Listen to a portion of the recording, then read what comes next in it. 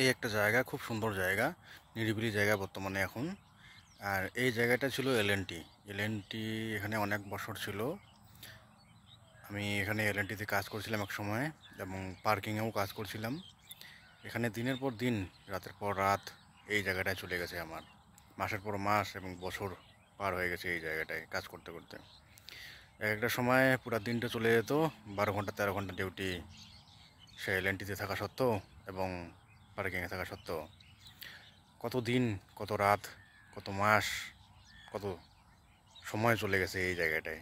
আর আজকে এখন নিঝুম, কিচ্ছু নেই এখানে, সব কিছুই এলএনটি যখন চলে যায় তখন সব কিছু নিয়ে গেছে, এবং পার্কিংটা যখন চলে যায় সব প্রত্যেকটা গাড়ি এখান থেকে নিয়ে চলে যায়। এবং এখানে শুধু এখন দুর্গাপূজার সিজন, এই সিজনে জাস্ট 2 দিন পরে দুর্গাপূজা।